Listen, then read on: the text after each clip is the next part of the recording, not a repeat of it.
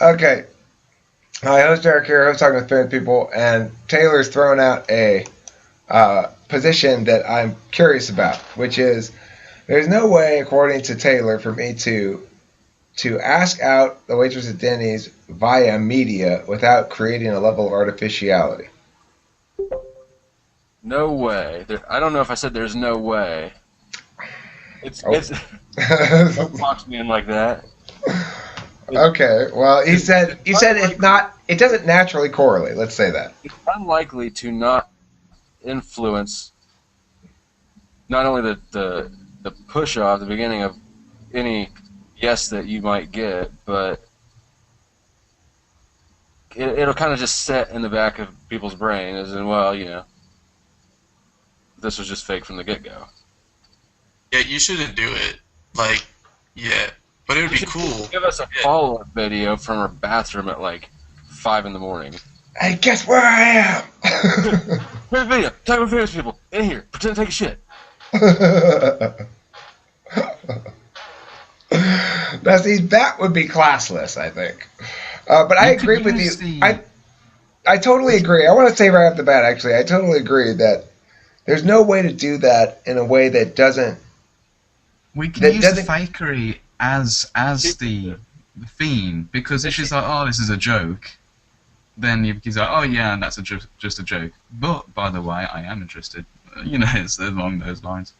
It's breaking the ice with the supposed fakeness. Yeah, that's a tricky horse to saddle right there, Eccentric M. That's a tricky one.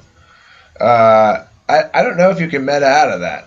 I think the problem is there's implicitly a difference in leverage or something that happens between the two people if you try to do that sort of thing. That you're by making it public, you're putting them on the spot in a way that is inherently uncomfortable, maybe. Mm. Or you could tell them to PM you. I could tell them to pee on me? Yeah. Yeah, private message. Oh. Eric, you're hearing what you want to hear. What? I said you're hearing what you want to hear. Oh, no. No, Have you talked to her about talking with famous people at all? Like, does she know about it? Does she know you do it in there? Have you done it in there? Yeah, Does she know that you're a famous person? I don't think so, but she does know that I film in there sometimes. That's for sure. You could be upfront about it, and then you could also ask her if she wanted a collab, and if she says no, then it's fine, and you can just continue doing your stuff, and maybe she can observe, whatnot as she's going about her business. But you don't want to. You're a smart one there, Kinsey. Ask her if she wants to be on the episode. Like, go in there sometime when it's like almost empty, and ask her, "Hey, I make this YouTube show. Would you like to sit down and be on it for a couple minutes?" Entirely. You don't bring that up right away. You got to talk about it first. You got to like let her ask you about it though. Wait, what did Taylor say? Like, do you want to be on my YouTube channel? You can't do that? Not just like don't do that. That's not gonna Maybe work. you can say hi about something and then when they respond, say, oh, I'll respond later, but right now I've got to host my show talking to famous people. What's that? There you go. That's fucking dorky, dude. That's fucking dorky as hell.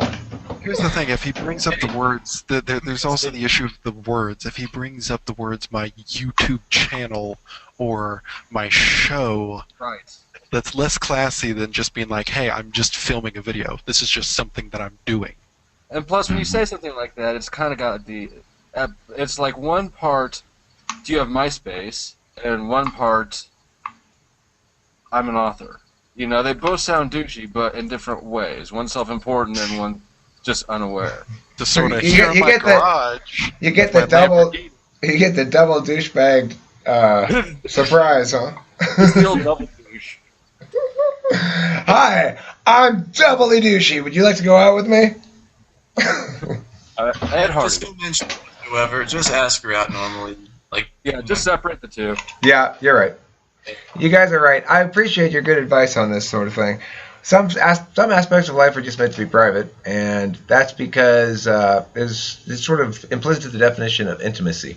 And if you're trying to pursue an intimate relationship with somebody, then you should behave accordingly. I agree. I always felt uncomfortable when they have like the people who propose in like a public venue. That always has made me extremely uncomfortable. Especially when they say no. I don't like that either. Yeah. I got a buddy. I was just gonna say that because that basically means the other person can't say no. Right, Like it puts them on the To say spot. yes in that situation. But Yeah, it puts them on sometimes the it's spot. and then it's fun.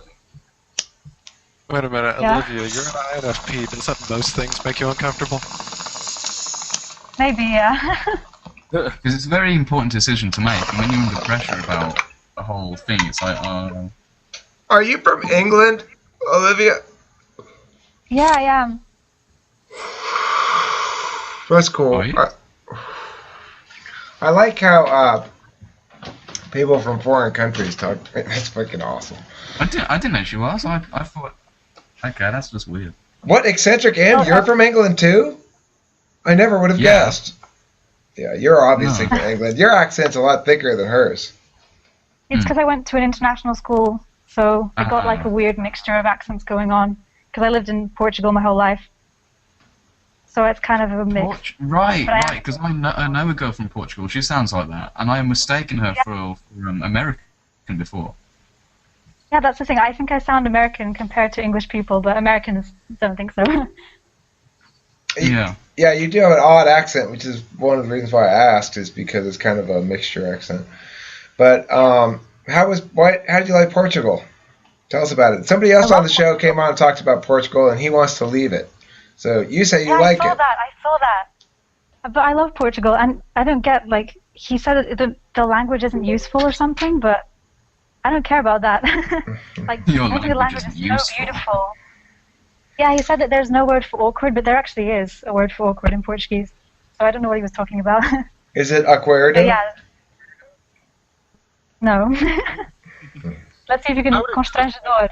Can you pronounce it? Say what? Constrangedor.